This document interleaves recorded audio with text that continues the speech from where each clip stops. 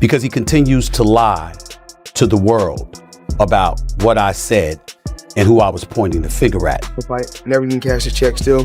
Have $100 million that I never even cashed before. I have a tax attorney that takes care of everything, and everything is... Floyd Mayweather Jr., once valued at hundreds of millions, living in extreme luxury, showcasing private planes and million-dollar jewels, is now staying out of sight. Not because of supporters or media attention, but following a federal search at his Las Vegas home. His entire operation is facing heavy investigation. Now I'm here to talk to the people about one of my jewelers. And it's not one of my new jewelers, one of my low-key jewelers. Tony, at Pasha in Manhattan Beach, California. You guys need to come check him out. Beneath the glamour and self-assurance, trouble was steadily building. Talk of financial collapse is no longer speculation. It's starting to take shape.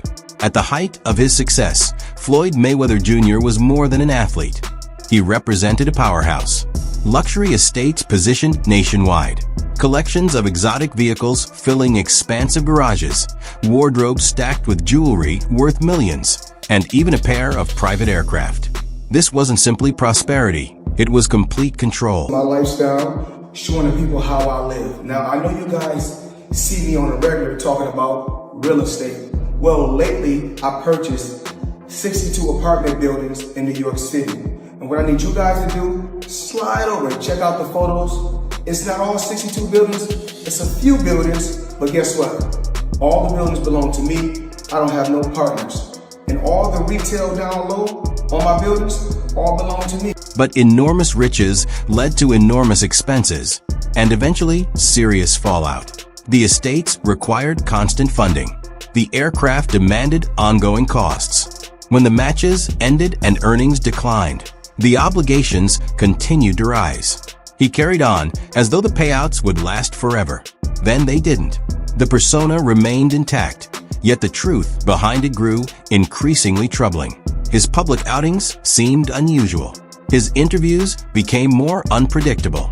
Observers began sensing that something was off. Floyd Mayweather is the most successful boxer in history with a 50-0 record, and one of the wealthiest athletes of all time with $1 billion in earnings. But I bet you didn't know, it all started with a $750,000 bet on himself. Here's the wild story. In 2006, Floyd Mayweather was 10 years into his boxing career and earning over $5 million per fight. At the time, Mayweather was signed to Bob Arum's Top-Rank boxing promotion, a partnership which saw Arum get 25% of Mayweather's fight purse. But Mayweather wanted more, and in 2006, he turned down $8 million to fight Antonio Margarita and said he deserved $20 million to fight Oscar De La Hoya. Arum wasn't happy and wouldn't pay up, so Mayweather paid the $750,000 exit fee in his contract to leave Top Rank. Mayweather then went on to promote his own fights, earning a percentage of every ticket, hot dog, and beer sold at the event, and most importantly, all pay-per-views sold. And just 1 year later in 2007, after leaving Top Rank, Mayweather made $25 million for his win against Oscar De La Hoya. Now that's what happens when you bet on you. The figure who once represented ultimate achievement was now struggling under the burden of what he created. Court battles, tax troubles, and speculation about his finances dominated the news. What he constructed began to resemble a fragile structure, visibly unsteady. As pressure tightened around Floyd Mayweather Jr., a few supporters continued defending his money moves. Joe Rogan, for example, has openly commended him, describing him as exceptionally sharp at handling finances and crafting a brand that reaches far beyond the sport of boxing. The genius. He really...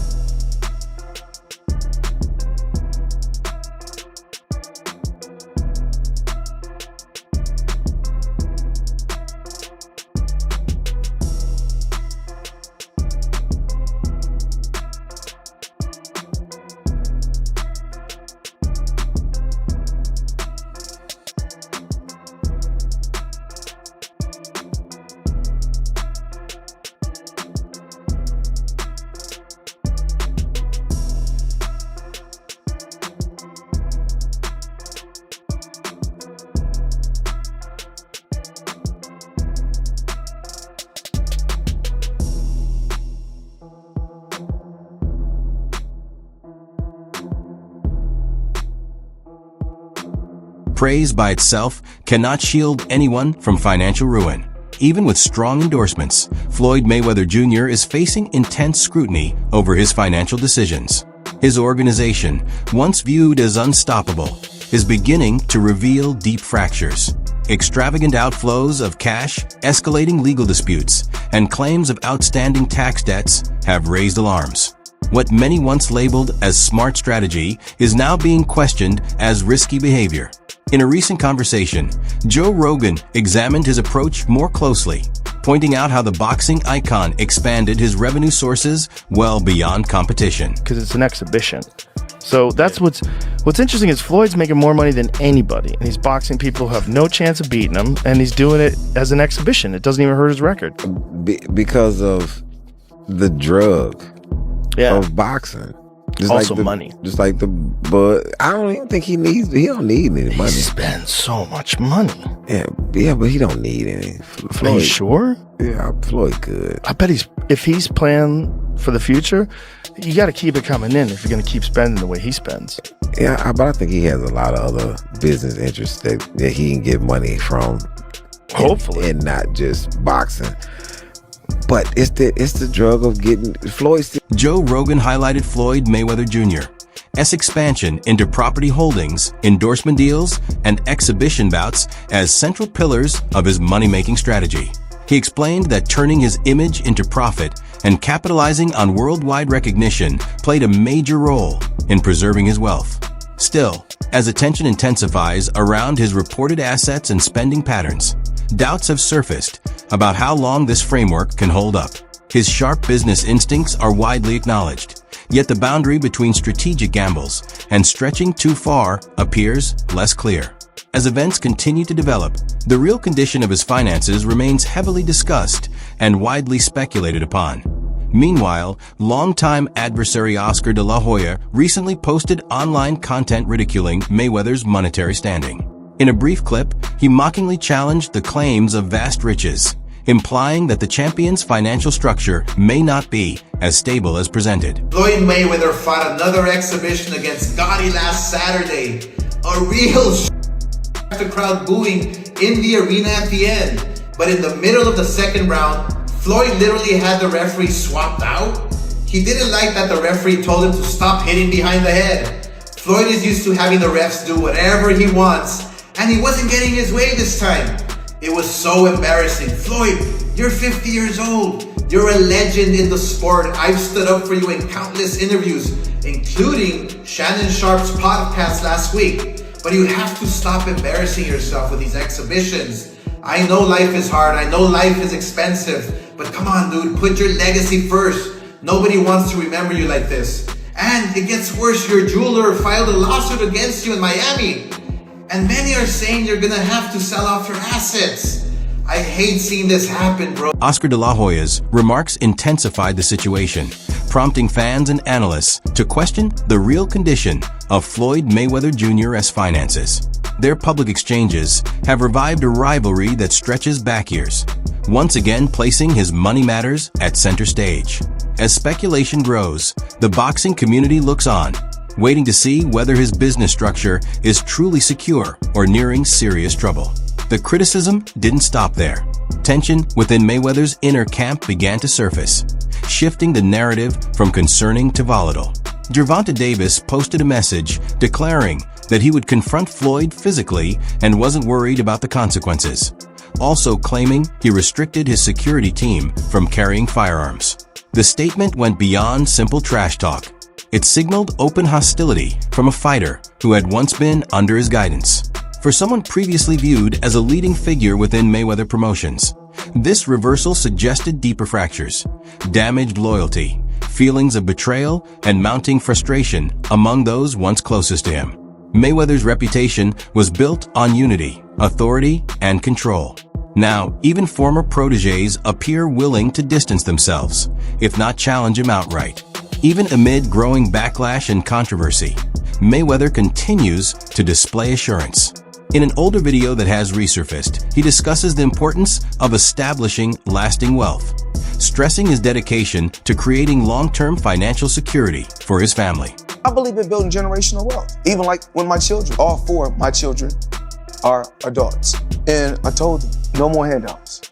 because I feel like I'm hurting my children just by, I give them money, they go shopping, they put gas in their car, they party, they come back, I need money, I give them money, I buy them houses, I buy them cars, told them, listen, if you guys go to school or you work in one of my businesses, then you can branch off, get your own business, and I'll put the money up to help you start a business, but I need you guys to take what I've already started and triple and double that, and then I need my grandchildren to come behind you guys and do the same. At that moment, it portrayed him as fully in command, a figure who appeared to have perfected the financial arena.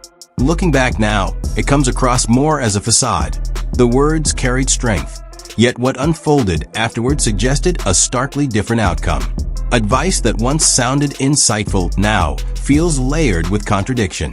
In a final effort to sustain his image, Floyd Mayweather Jr. shifted toward overseas exhibition bouts, marketing the event itself rather than true competition. I'm getting a workout at the same time. Why not? Right. No, I agree. I think it's amazing. I just love the fact that he's gamed the system. Yeah.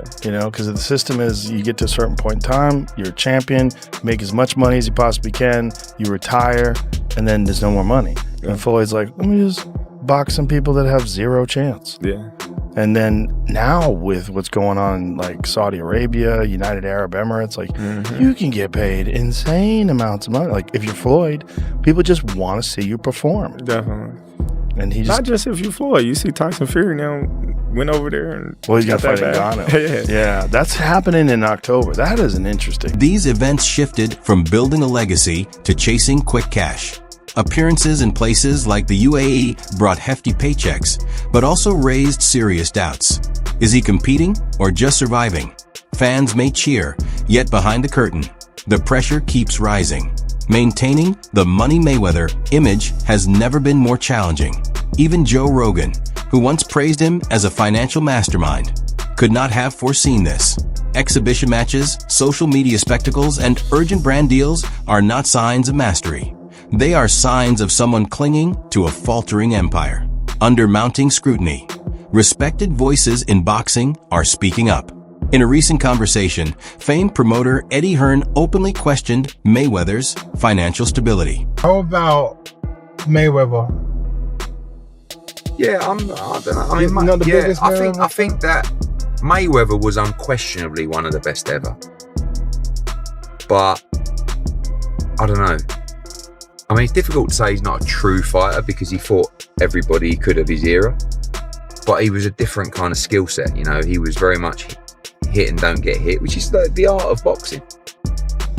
I think sometimes when these guys carry on and they do the exhibitions and all that kind of stuff, it just sort of diminishes the legacy a little bit. Yeah, a little bit. And that's what I feel like's happened with Mayweather. Why do you think he does those things, though? Do you think for money? I don't think he's got the money he says. That's what I think. You think he still needs the money? I don't think he needs the money. But when you got that lifestyle, right? So when you're spending what he's spending, it's a lot of expense. Kern stated, "I don't think he has the money he claims. That's my view." He went on to discuss the difficulties of sustaining a lavish lifestyle, implying that Floyd Mayweather Jr.'s ongoing exhibition fights could be driven by financial needs.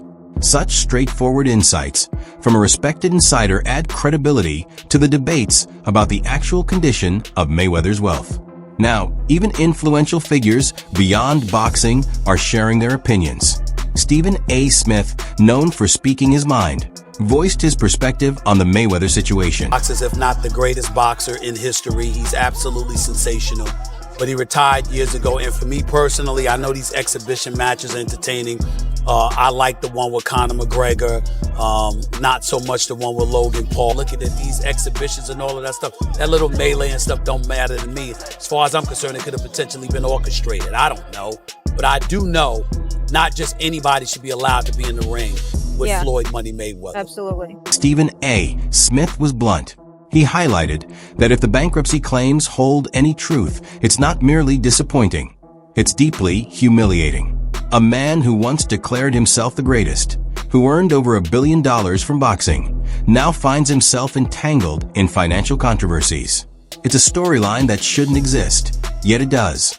His remarks reflect a broader reality. This isn't solely about Floyd Mayweather Jr.'s in-ring legacy. It's about what remains beyond it. The quiet from his team speaks loudly, yet in boxing, silence never endures. The critics speaking out are only growing in volume. Then came Chael Sonnen, refusing to soften the message. He's never gotten $100 million for a fight. There's reports that he was the highest paid athlete over Christian Ronaldo. You think it's bull? I know it is. So if you had to guess, what do you think's the most Floyd ever made for a fight? Oh, I think that Floyd, he's probably made about 60 million before in one night. But no, that's 100 million, 130 million. They just didn't have. I know that Floyd is still getting in there as recently as this weekend because he needed the money. Do you think he blew through all of his money? I'm claiming for you, he in his whole career has made about 100 million. People think he made 130 in a night. I'm sharing with you, he didn't. No boxer's ever made 130. Chael Sonnen explained it bluntly. Floyd Mayweather Jr. hadn't actually earned the sums he claimed. And even worse, he still needed cash. Coming from someone familiar with every side of the fight world, the statement hit hard. The mansions, the jets, the piles of money seen on camera, according to Sonnen, it was all smoke and mirrors. Behind the scenes, Floyd was just another athlete overspending, overextending, and now overdrawn. Then Bill Haney fired a critique straight from the streets. This wasn't simple commentary, it was ridicule, delivered by someone who knows the sport inside out. The respect Mayweather once held is being replaced with outright mockery.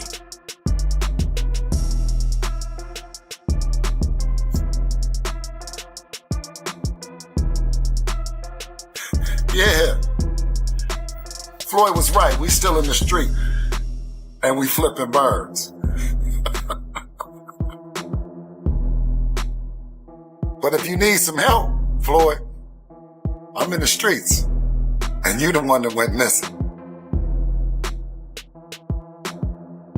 Yeah, we flipping birds. You see, we still flipping birds.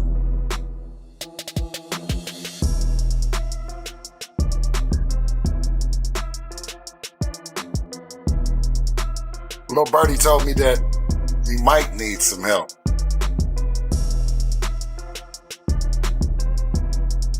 Mocking Floyd Mayweather Jr.'s sudden exit from the public eye, Bill Haney didn't hold back. He asked why the undefeated champion was seen out on the streets, questioning whether he needed help or a handout. The remarks were biting, sarcastic, and struck at Floyd's pride. When a trainer like Haney, who has seen the sport from both the ring and the business side, openly mocks the former king of boxing, it highlights how far his stature has declined. The illusion of wealth is unraveling for all to see. What was once untouchable, Mayweather's real estate holdings, is now under scrutiny. The flash was loud, but the reality is quiet. The Jr., there's a story circulating that Business Insider did talking about this $400 million property deal that he had been discussing here in New York City. But now, according to Business Insider, it's not what you think it is. They said there's no evidence there's been a sale of these properties, and it's 62 rental apartment buildings in Upper Manhattan. Here is what Floyd Mayweather had said at the time on a video that he posted on his Instagram. I love bringing the people into my lifestyle, showing the people how I live. Now, I know you guys see me on the regular talking about real estate. Well, lately, I purchased 62 apartment buildings in New York City. And what I need you guys to do, slide over and check out the photos. It's not all 62 buildings, it's a few buildings, but guess what? All the buildings belong to me. I don't have no partners. And all the retail down low on my buildings, all belong to me. Guess what? You can do the same. On Way Up with Angela A., the team analyzed a Business Insider report that cast serious doubt on one of Floyd Mayweather Jr.'s boldest claims, a $400 million real estate purchase in New York City. Floyd had posted on Instagram that he acquired 62 Manhattan apartment buildings entirely on his own, with no partners, full control of the retail spaces, and complete ownership. But the investigation found no records, no evidence of any sales, and nothing to show that these properties ever changed hands. Another display of flexing for the gram, and one that might now be catching up with him. Mayweather stated, "You can do the same, but if the story itself isn't real, what exactly are people supposed to follow?" Increasingly, it appears the lifestyle Floyd promotes may not actually exist. Then came an update, adding even more uncertainty. It seems he may have been involved in the deal, just not as he described. According to We Up with Angela Ye, he reportedly invested $42 million in part of the Black Spruce portfolio. That doesn't equate to owning 62 buildings outright.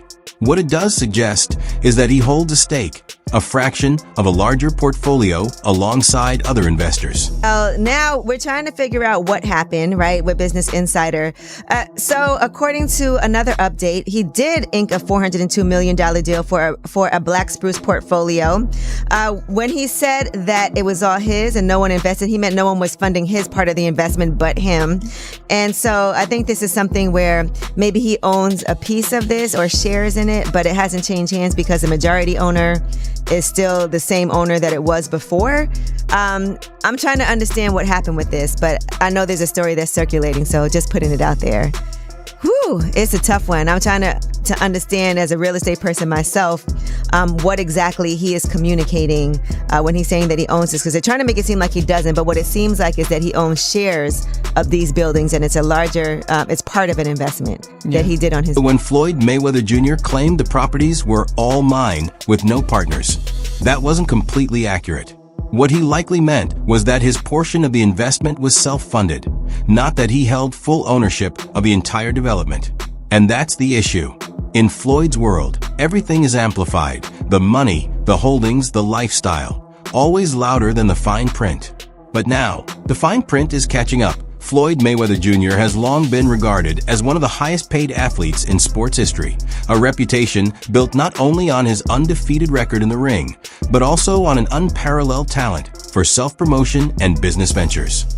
After retiring from professional boxing in 2017, he left a legacy marked by enormous pay-per-view numbers, record-breaking purses, and global fame. Yet retirement didn't curb his spending. Mayweather continued showcasing an extravagant lifestyle, featuring multi-million-dollar real estate deals, exotic vehicles, and lavish jewelry collections. I just want to show the people how I live on a daily basis. This right here is red.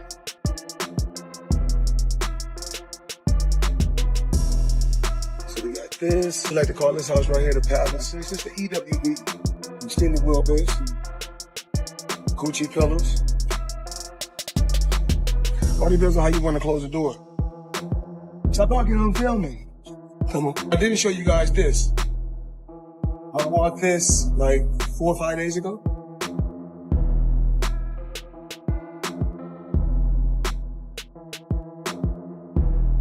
I got all type of toys, Apple TV, personal machine, all type of crazy stuff. Talked about this yesterday, talked about that. It's blue on the seats. Crocodile Himalaya, 110,000. That's what we do. Live life, have fun, work hard, play hard. Showing you guys my life. Behind the public image, fractures were appearing. One of the clearest indicators emerged when reports revealed he owed more than $22 million to the IRS. A financial strain of that magnitude is widely thought to have motivated his return to the ring for exhibition bouts. Floyd Money Mayweather up until recently didn't have any money, so Floyd is the highest earning athlete in his career, making over $1.1 billion. And after making a killing, he ended up retiring in 2017. However, he dug himself into a hole after making super lavish purchases like this LA mansion. It was so bad that he actually owed $22.2 million to the IRS, which made him have to come out of retirement to pay that back. Like and follow. Despite earning more than $1.1 billion over his career, Floyd Mayweather Jr.'s fortune wasn't invincible. Extravagant spending on massive Los Angeles estates and non-stop luxury shopping rapidly depleted his resources. That IRS bill wasn't just a rumor. It served as a harsh wake-up call. For Floyd, the comeback wasn't about legacy. It was about liquidity. His return to the spotlight wasn't fueled solely by a passion for boxing. It was driven by the urgent need for cash amid growing debt. And just when criticism seemed to reach its limit, Chris Eubanks Sr. weighed in. He didn't challenge Floyd's record or achievements. He targeted the persona, the constant showing off, the relentless image of wealth, and the compulsion to prove financial dominance at every opportunity. Floyd Mayweather Jr. He says he's the best ever. Has anyone accounted for this observation? I've never seen him lose. You only know a man in how he accepts defeat. So I can't score him. But certainly, the fact that my own child chose him to be a role model over me, the dad, the gentleman. Yeah, he's a playboy. Because that's what he represents. He has clubs, or he had clubs, and he shows bling. Well, this is how I'm living. I wear a dress. And for a bit of humor, I wear a bit. He labeled Floyd Mayweather Jr. a playboy, not out of envy, but as a critique. A man constantly flaunting wealth, showcasing cars, watches, and stacks of cash. To Chris Eubank Sr., it wasn't just flashy, it was superficial. He drew a clear distinction between fighters who fight for honor and those who chase validation, placing Floyd firmly on the wrong side. But the scrutiny goes beyond image. His ethics and business dealings are also under question. Logan Paul, who faced Floyd in one of his largest post-retirement bouts, is still awaiting full payment, and he's not staying silent about it. Did you fight Floyd or something? Yeah. Did he pay you to lose? Nah, What happened? he didn't pay me. I wish you'd pay me. How much you owe you? Probably between 2 and 3. Yeah. You got it on you by any chance? I have it in Nigerian money. I'll give you 10 million in Nigerian money. That's about $1,100. So is that your only loss, was Floyd? No, I didn't lose. It was an exhibition, so there's no loser. There's no loser in the exhibition? No. So you both are winners? It's like a tie. That's I not a don't good know. feeling. It's like tongue kissing your sister or something. Logan Paul publicly stated that Floyd Mayweather Jr. still owes him $3 million from their exhibition match. This isn't a quiet contract disagreement. Logan has taken the issue to social media, interviews, and podcasts. It's become emblematic of a larger problem. Floyd Mayweather may not only be short on cash, he could be running low on trust.